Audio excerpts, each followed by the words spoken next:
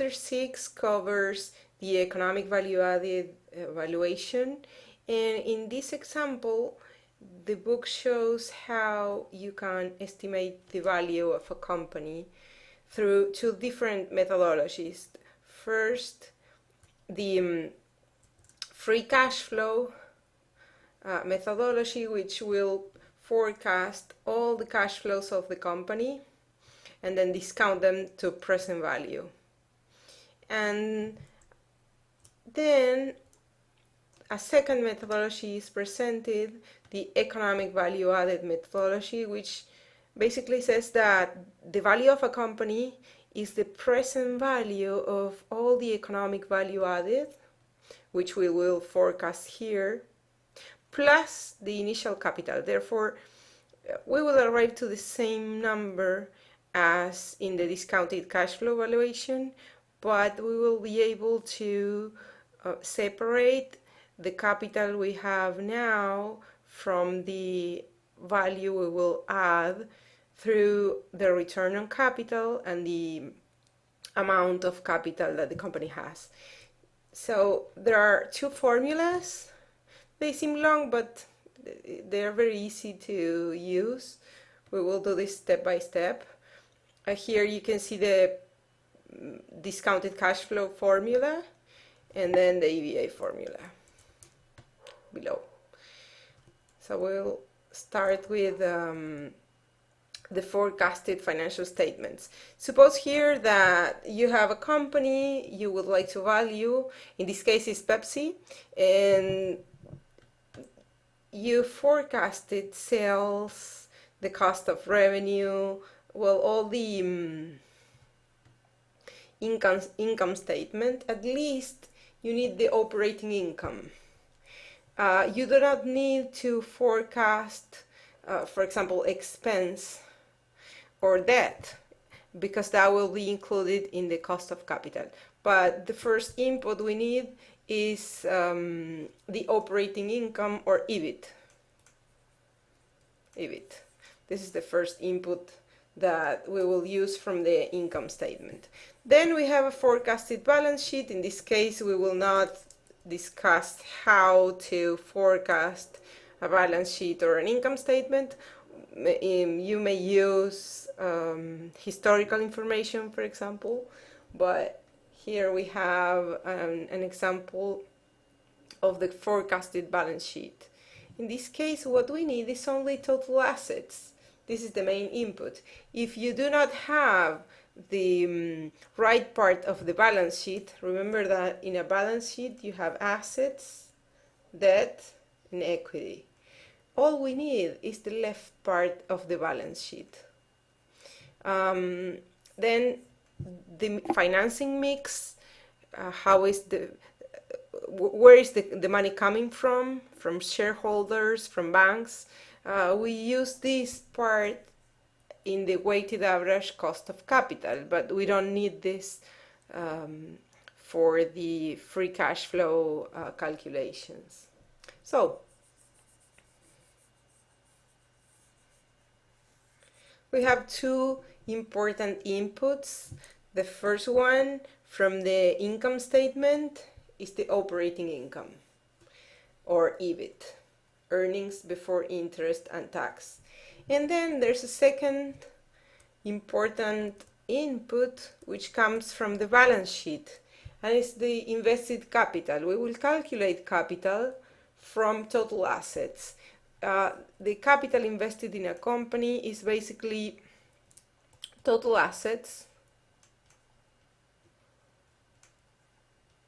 less the non-operating assets, which could be, for example, excess cash or investments in other companies or excess inventory. You don't want to forecast inefficiencies. So in case we find some assets that shouldn't be part of the capital, we deduct them. And the same with the non-interest bearing liabilities. Basically, this is accounts payable for most companies. If there are in the company liabilities which do not require the payment of interest, then we can deduct them because that capital is free. In this case, if we simplify and we assume that we're not paying attention to these adjustments, we will simply use total assets or net asset value as capital. It will be capital. So you can see how this company is forecasting to increase the capital invested from 29,000 to 34, then to 35. What it means is that the company will need to invest money to buy, for example, inventory, which will grow, or property, plant, and equipment, or different assets. Therefore, we have two inputs. Again, the operating income, which we will convert into NOPAT, net operating profit after tax, and total assets, which we will convert into capital. So for both methodologies, the inputs are the same. From the income statement, we start with EBIT and we calculate NOPAT. Here you can see the formula is NOPAT means net operating profit after tax. Recall that interest on debt is not included here. Therefore, NOPAT does not depend on capital structure. It is simply the profit that the company obtained in its operations, which we will find on the income statement, times 1 minus the forecasted tax rate, income tax rate. In this case, we assume income and a forecasted or marginal tax rate of 31%. We may calculate the tax rate for historical periods, but for the future, we need to use the tax rate that the company will pay on $1 of incremental income. Therefore, it's the marginal or forecasted tax rate. So we do this for each period. For example, for the first period, the operating earnings were $6,400. Well, this is in millions. And if we deduct the tax rate, we arrive to a smaller number. Then we will go to the balance sheet and we will estimate capital. If we assume that all assets are used in the operation, and if we assume that all liabilities bear interest, then we can simplify in this case for total assets equal capital. We will need one more year of capital with an assumption, of course. If we assume the capital will grow, for example, at, let's say, 1%, then we will use capital times 1 plus 1%. Or if we assume that the capital will not grow from year 5 on, then we will remain with the same capital we had in year 5. This is because we are using a perpetuity. We are assuming that cash flows will go on, will grow at a certain rate or at a 0 rate from year 5 and ahead. So we have the two main inputs from the balance sheet and the income statement. Recall that the inputs will be the same for discounted cash flow and for the EVA methodology. Those are exactly the same. Okay, now we need to estimate how much money the company will invest for this growth in capital. You can see that in the balance sheet, assets are growing from 29,000 to 34. Therefore, the company needs to invest. How much? Well, the difference. So in order to estimate net investment, we deduct the capital we need next year minus the capital we have now. In this case, the company will need to invest 4,000 to go from 29 to 34. Repeat this for every year until the last one. Here you can see why we needed to forecast one extra year in capital. We need an assumption. In case we put like a growth of 1% or 2%, well, the net investment will be positive. If we assume no growth, the net investment will be 0, which means that the company is covering depreciation. This is net investment because when we calculate capital, all accumulated this depreciation have been deducted. So this is investment net of depreciation. If it's 0, it means the company is maintaining its productive capacity. It's maintaining its assets. It's covering the depreciation. All right, now free cash flow. Free cash flow will be NOPAT less net investment. So we have NOPAT and we have less net investment. In line 60, we have NOPAT, net operating profit after tax. And in line 62, we have the investment. The free cash flow may be positive, negative, 0. And how do we read this free cash flow for the first year? The company is forecasting to earn in its operations about $4.4 million, and it's going to invest more than that, 4.6. Therefore, the free cash flow will be negative. In the following year, earnings are a little bit higher, but there is a big reduction of investment. Therefore, we have a positive free cash flow for 2 reasons. One, for the reason that the company had profits, but another one is that the company invested less than the profit that it's planning to obtain. And so we can estimate free cash flow for every year, and then this free cash flow will be assumed a perpetuity. In this case, we are assuming a weighted average cost of capital of 10% and a growth rate of 0.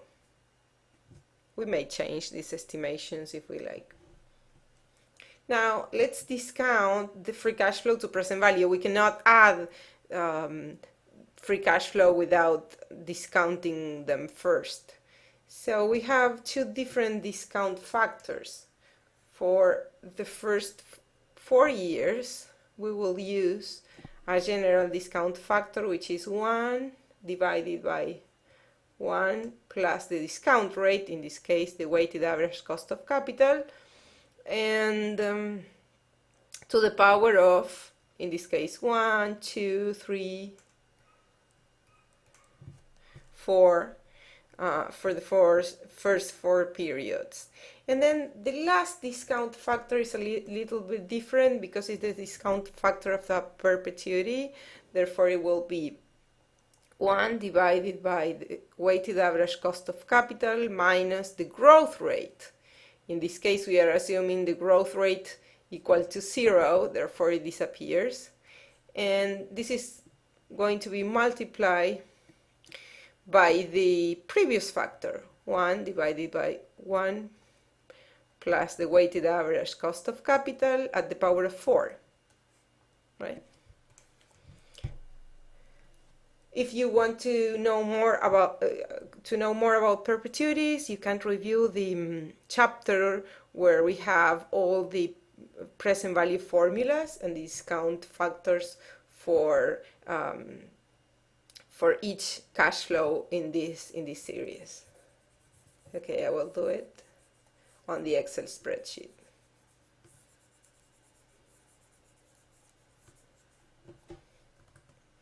the first discount factor will be 1 divided by 1 plus the weighted average cost of capital to the power of 1. 0.91. It means that for each cash flow we expect to receive in 1 year, we only assign a value of 91%. For example, if we expect to receive $100 next year, the value we assign today is $91. So the present value will be, in this case, 255 times the 91%. It will be a smaller number, of course, 232. All right, the second discount factor will be the same, but to the power of 2, then to the power of 3, and to the power of 4.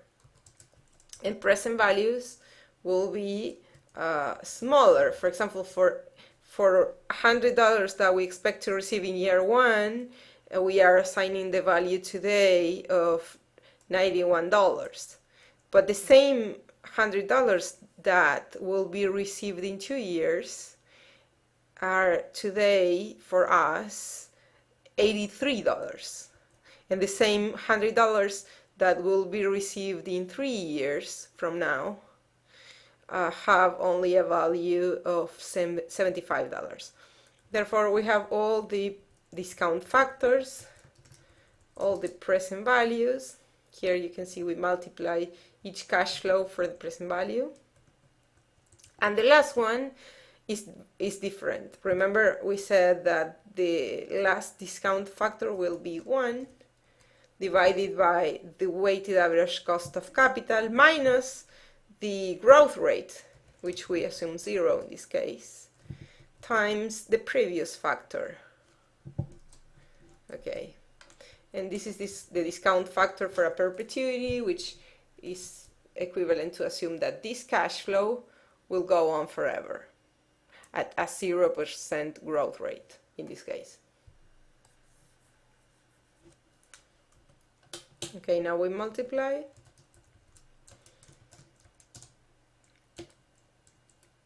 And now we have all the cash flows in present value. We can sum up.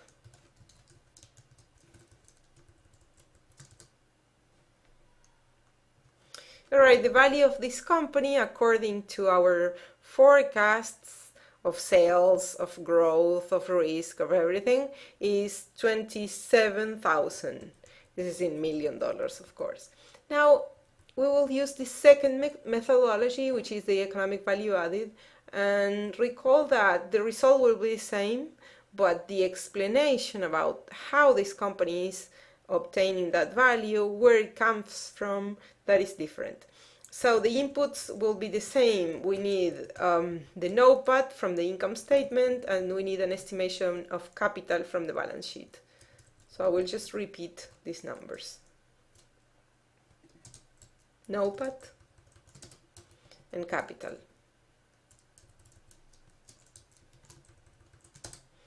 Okay, now how much is the return on capital?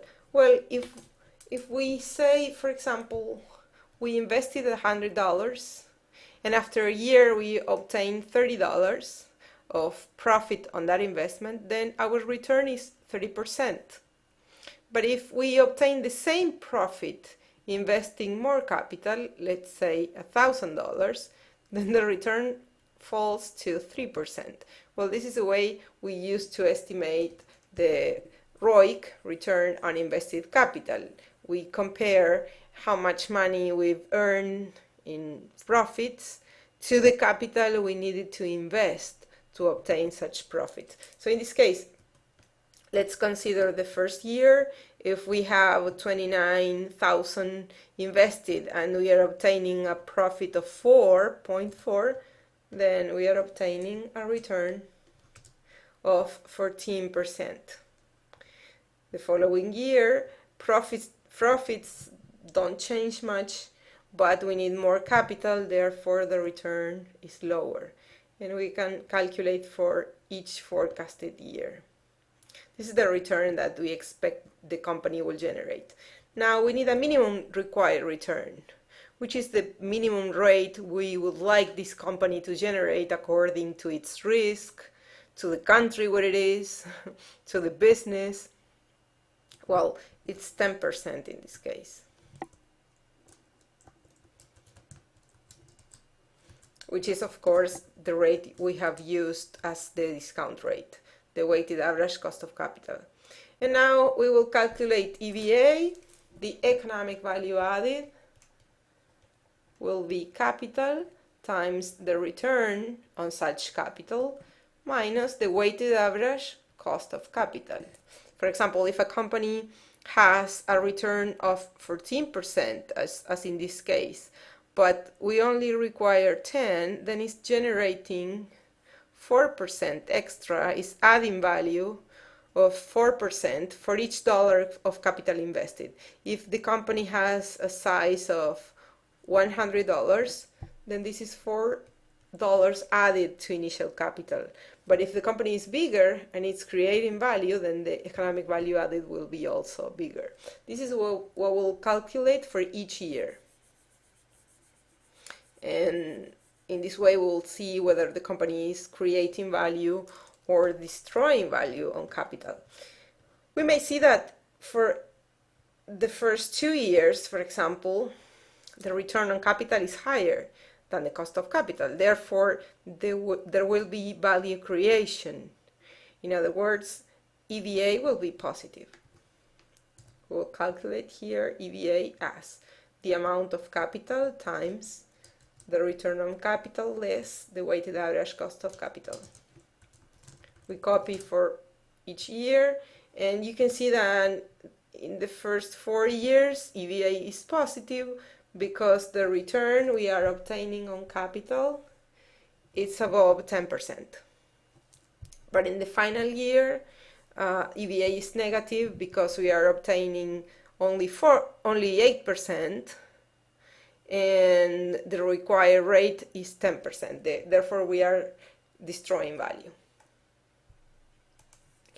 Now we would like to see the total effect of economic value added, but these are numbers expressed in dollars or any other currency, so we need to discount them to present value. We do not need to calculate again the discount factors. We will use the same discount factors we have estimated on line 64. So again, we use the same discount factors and we calculate the present value of EVA multiplying. Now, the sum of all the economic value added, which could be positive or negative, is negative actually.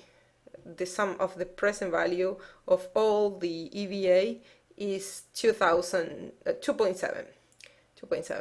negative. But we have an initial capital which is 29. Therefore, the value of the company will be the initial capital plus the value created or destructed. This is the initial capital.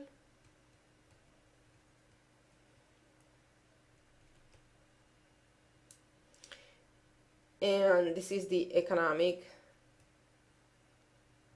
value added or destroyed in this case, right? The present value of the economic value added. And this will be the enterprise value.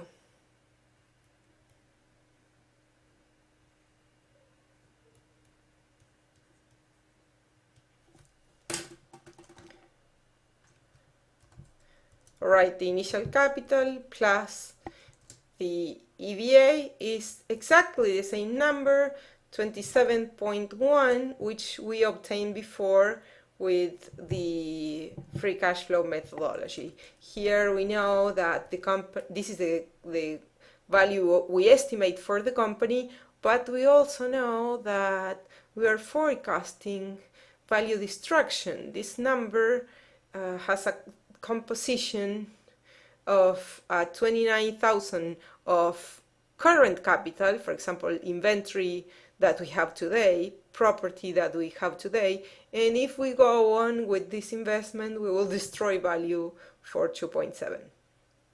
Okay, thank you very much. In the next video, we will open with the DuPont formula. We will open the return on invested capital to see why this company is destroying or creating value. Thank you very much. See you soon.